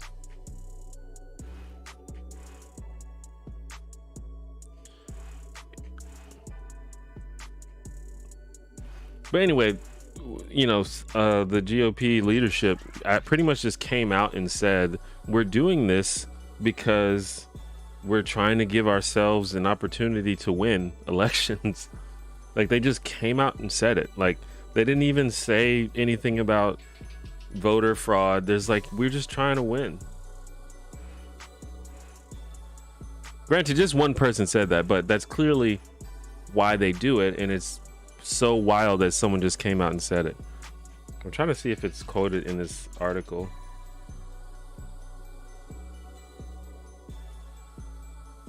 I think I tweeted about it though.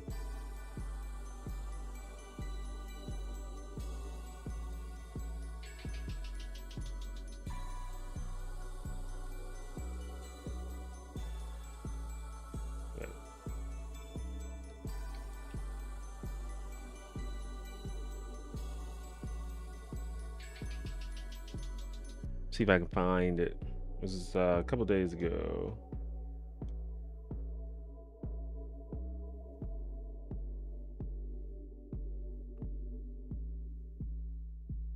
By the way, follow me on Twitter if you don't follow me, at the one janitor.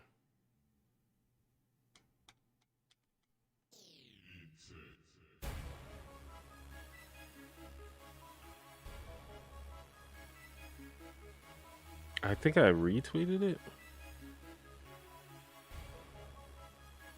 Did I? Maybe I didn't.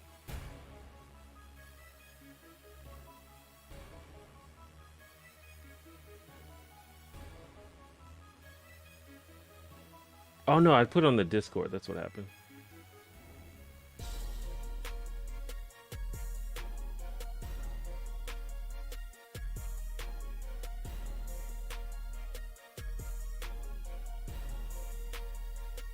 By the way, join the Discord.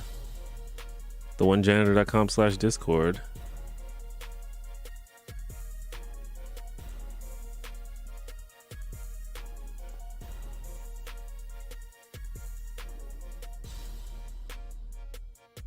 Copy link.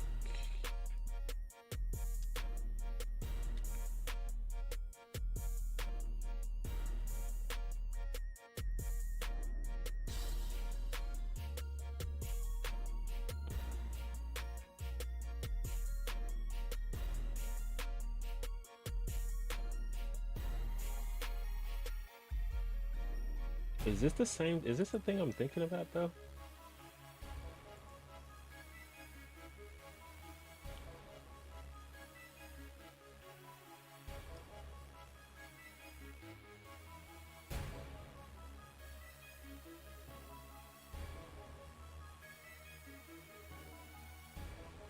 I'm interested in knowing why the RNC is in the case. So, this might be something different, but this is basically the same thing. Said that it had standing to challenge the out-of-precinct policy because the policy placed a greater imperative on democratic organizations to educate their voters, and because the policy this is different. Members who would have voted out of precinct. What's the interest of the Arizona? This is Arizona. RNC here? I'll show you the other thing though. Out of precinct voter ballot disqualification rules on the books. Because it puts us at a competitive disadvantage relative to Democrats. Politics is a zero-sum game. I'm interested in knowing. So there's that. So they're not even hiding anymore, because that's not. I thought that this was something else, because someone said almost the exact same thing in regards to the Georgia situation, but this is something completely different. So no one's even trying to hide it anymore. I think they talk about it in this though.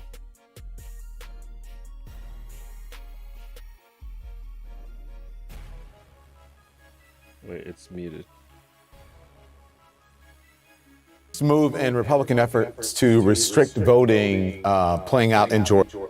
Several residents voting and voting rights advocates pleading with state representatives to back off a bill that they say targets black voters and their voting rights. It's just one of dozens of bills that Republicans claim would increase election security.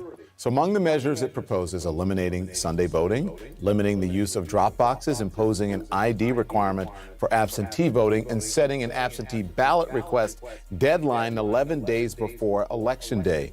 I want to bring in now CNN's senior political analyst, John Avalon, and CNN political commentator, Van Jones. Thanks for joining. John, I'm going to start with you. Republicans say that these bills are about addressing voter confidence and integrity. With the chairman of the Gwinnett County, guys, I can't even get through the question without you laughing at it.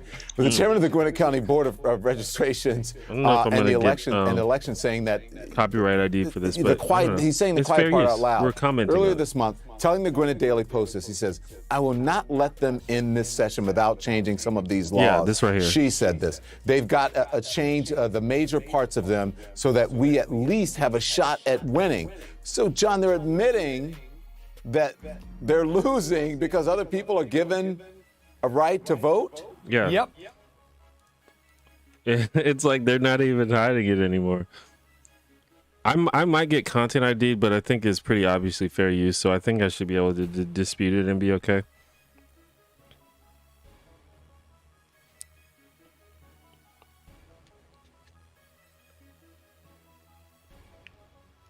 Plus, I see other people do it all the time. I'm like, how do they get away with it?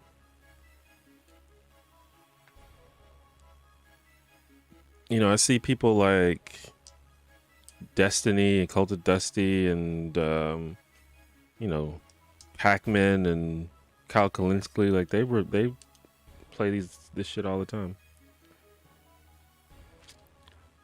But I don't know. They might have some kind of other thing going on. I'll figure it out though. I mean, I won't get a strike. If anything, CNN will just claim the video and take the ad revenue off of it. And it's a fucking live stream, so it's not like, you know, they can have the $4 that I'll make off this live stream.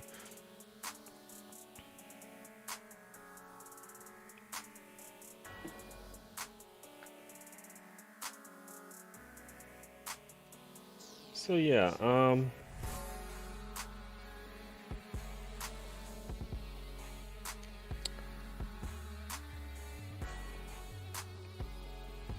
that's kind of, I don't know, that's kind of what I do every now and then, is just like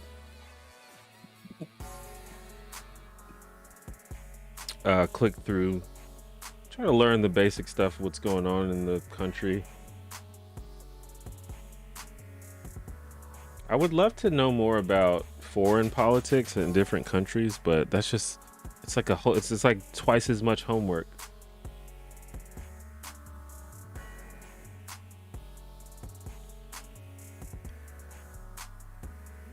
But I'm probably done with that for now. Plus, probably going to wind down the stream here.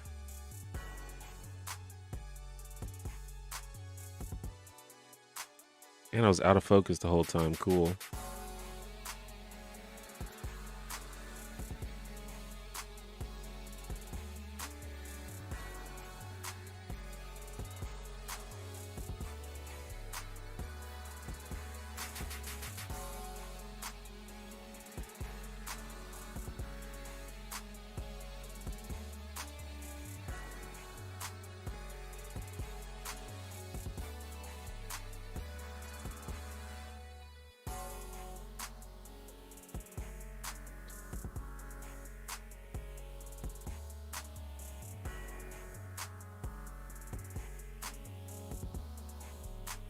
Anyway, probably go ahead and end the stream in about 5-10 minutes. So if there's any like last questions or comments that people want to get in there. It's been a good 2 hours. As I said at the beginning of the stream, I try to stream on Mondays and Fridays. That's kind of the goal.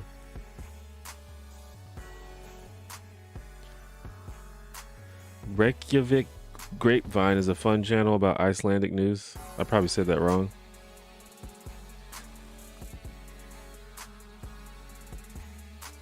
Thanks for a great stream. Yeah, see, I have no idea what goes on in Iceland. I couldn't tell you a single thing about Iceland.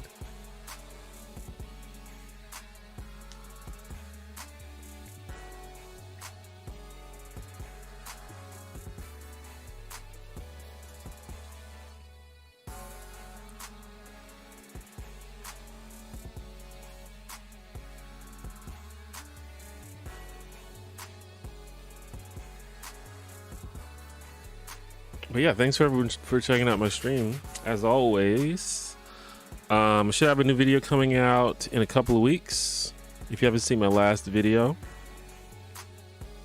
it came out not last week, but the week before.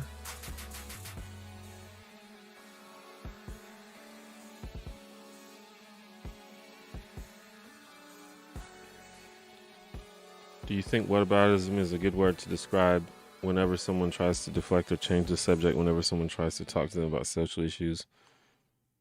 Yeah, I think that usually probably can be applied. I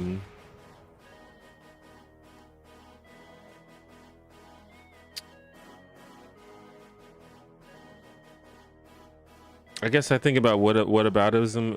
If I like when I hear that word, I think of like when you're trying to discuss something, or you're trying to find the solutions to something, or you're trying to get someone to defend their ideas on something or defend their argument, and rather than addressing the situation at hand, or rather than trying to make an argument, they try to reflect it back on you. It's a what's it called?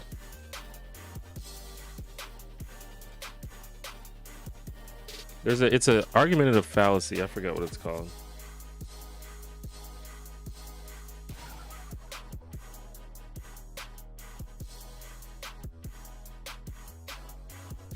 It's kind of like a tu quoque, or however you pronounce that. Tu quoque fallacy, where you make an argument and rather than arguing against the argument you made, they say, well, what about this other thing that you do, or what about this other thing that you believe, or what about this other action or something. And you know, I do think that inconsistency, if you point out inconsistencies in people's behavior, that can be compelling. However, just because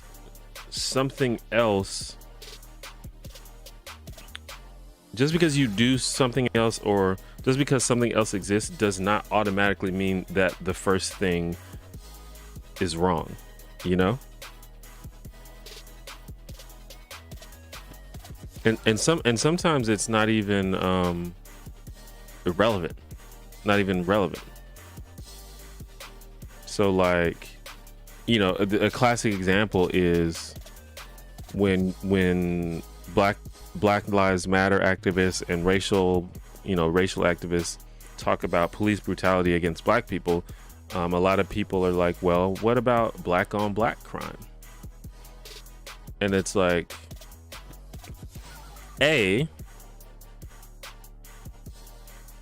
whether or not it's true that black on black crime is a problem, that doesn't mean that the first thing we said is not also a problem.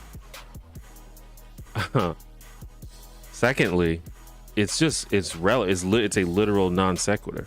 In this case, it isn't always a non sequitur, but in this case, it's a full on non sequitur. So it's like two fallacies in one. It's like a tu quoque and also non sequitur. It's like I'm talking about X and you say, what about Y? I was like, we're not talking about Y, we're talking about X.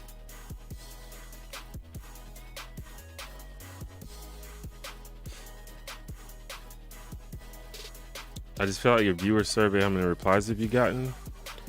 I've actually gotten quite a bit, considering that I think I've gotten maybe like 800 replies, which, since I haven't even mentioned it in a video yet, I didn't expect to get that many.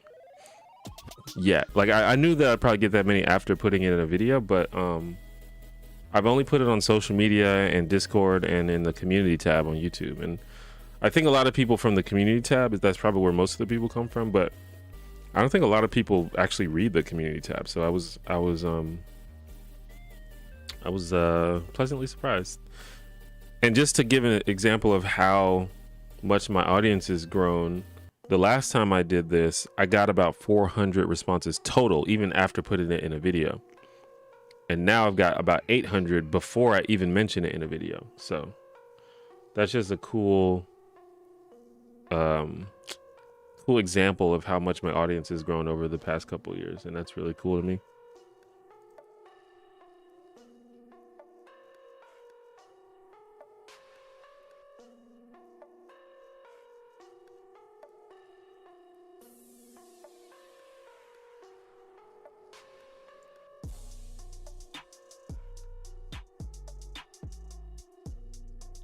And I know compared to like having 250,000 subscribers, 800 doesn't seem like that much, but it's a lot for me. And I think it's, you know, there's a certain amount you can get for it to be statistically significant, regardless, even if it's a small percentage.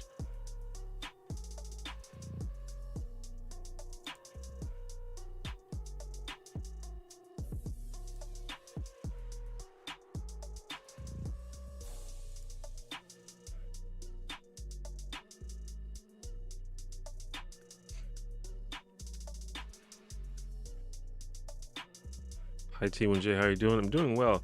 This always happens where a bunch of people join the stream right as I'm about to end it.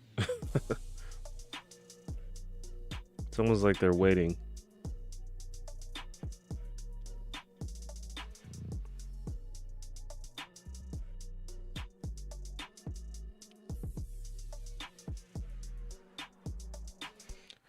But yeah, I suppose that's gonna happen.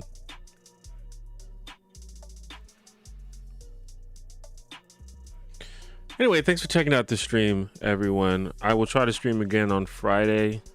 If you have access to the description box below the video, go ahead and check that out. You can see all my links, all my social media links, and also ways to contact and interact with me. If you use Discord, or if you're interested in using Discord, consider joining our Discord community. It's a super chill and positive community. I've even had moderators and administrators of other larger Discord communities compliment our community about how non-toxic it is, and I appreciate that about this community. Granted, we're still pretty small. We are, well, relatively small, but we are closing in on 1,000 members of the Discord. So if you want to help us reach that goal, just go to theonejanitor.com/Discord. It's just super chill. All it is just super chill conversations and memes and shit. And it's very positive. Obviously, don't come if you're there to troll and be negative, because you'll get banned pretty quick. We're pretty straightforward about that. Like, negative people get banned. I mean, if it's egregious. We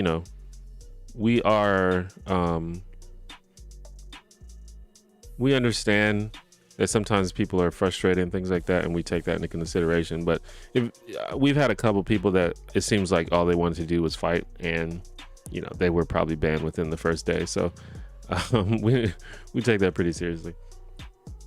We are there to foster a positive, non-toxic community.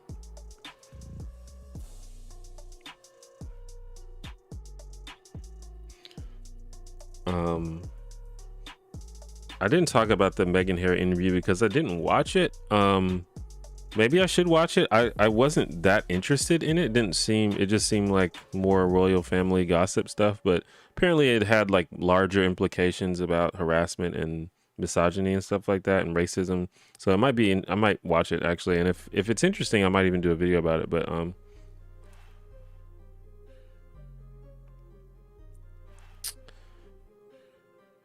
yeah. So yeah. Other than that, all of the links are in the description, but I do want to just plug the Discord because I think it's really cool. Got all kinds of different channels with different topics and stuff, including the topics that there's a special section for like very specific topics that I like, because I want to connect with the people that are into the stuff that I like D&D and fighting games and wrestling and stuff like that. So if you're into that stuff, there are some communities there for that. That are small because they're niche topics, but I will happily talk about those things with you, even if it's just me.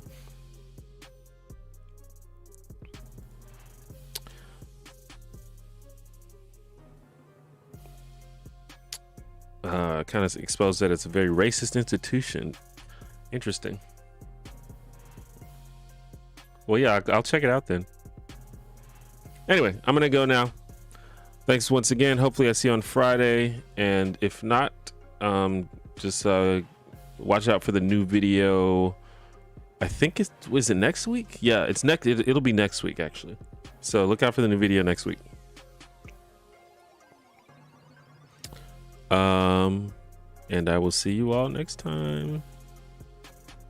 Bye bye.